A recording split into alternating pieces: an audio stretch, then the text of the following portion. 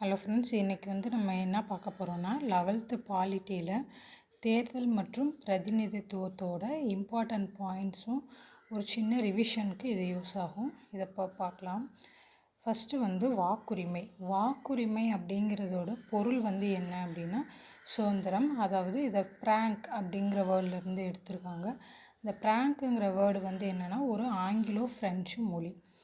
அடுத்து இந்த தேர்தல்களை பற்றி நம்ம படிக்கிற பகுதி பகுதி 15 ஆர்டிக்கல் 324லேருந்து 329 வரைக்கும் நம்ம படிக்கிறது எல்லாமே தேர்தலை பற்றினது.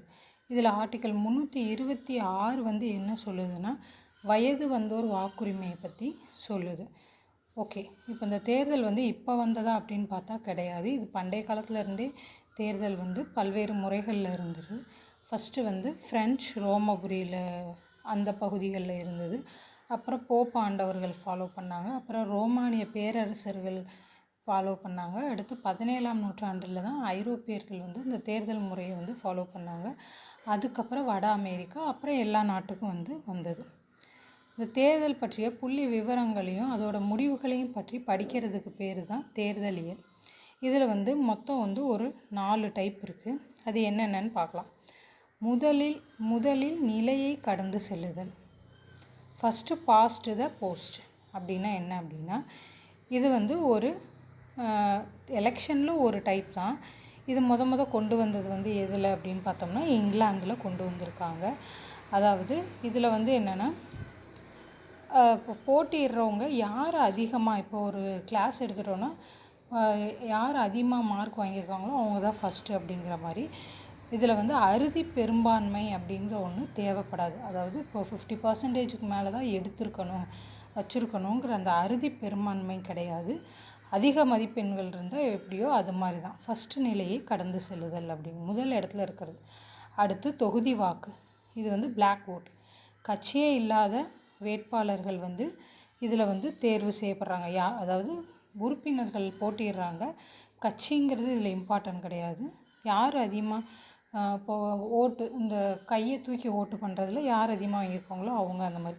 இது சின்ன சின்ன நாட்டில் தான் அந்த தொகுதி வாக்கு ஃபாலோ பண்ணுறாங்க. தீவுகள், சின்ன சின்ன தீவுகள், சிறிய நாடுகள், குவைத்து, அரபு இதிலெல்லாம் இங்கே இது தான் ஃபாலோ பண்ணுறாங்க. அடுத்து கட்சி தொகுதி வாக்கு, பார்ட்டி பிளாக் ஓட். இது என்னென்னா டிஜிபவுலி, செனகல், சிங்கப்பூர் இங்கெல்லாம் ஃபாலோ பண்ணுறாங்க. அடுத்து மாற்று வாக்கு அப்படின்னா அல்டர்னேட்டிவ் ஓட். அல்டர்னேட்டிவ் ஓட் அப்படிங்கிறது என்ன அப்படின்னு பார்த்தோம்னா முன்னுரிமை. அதாவது அல்டர்னேட்டிவ்னால் இப்போ ஒருத்தங்களுக்கு பதிலாக தேர்ந்தெடுக்க பதிலாக யார் அதிக முன்னுரிமை வச்சுருக்காங்களோ அவங்கள செலக்ட் பண்ணுறது அல்டர்னேட்டிவ் ஓட். இது ஆஸ்திரேலியா, பிஜி, கினியா அப்படின்ட்டு அந்த இதுகளில் ஓப்பன் பண்ண அந்த நாடுகளில் பின்பற்றப்படுது. அடுத்து இரு சுற்று முறை. இரு சுற்று முறை அப்படின்னா ஃபஸ்ட்டு முதல் சுற்றில் எலெக்ஷன் நடக்கிறப்போ அறுதி பெரும்பான்மையை நம்ம ப்ரூவ் பண்ணணும். அதாவது 50%க்கு மேலே எடுத்திருக்கணும், 1% அதிகமாக எடுத்திருக்கணும். அப்படி 50 எடுக்கலை அப்படின்னா ரெண்டாவது சுற்று.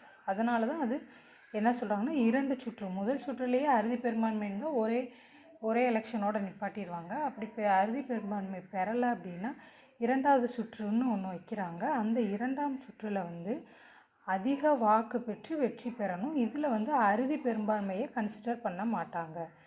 எங்கன்னா Africa, Congo, Vietnam, Uzbekistan, Tajikistan இந்த நாடுகளில்.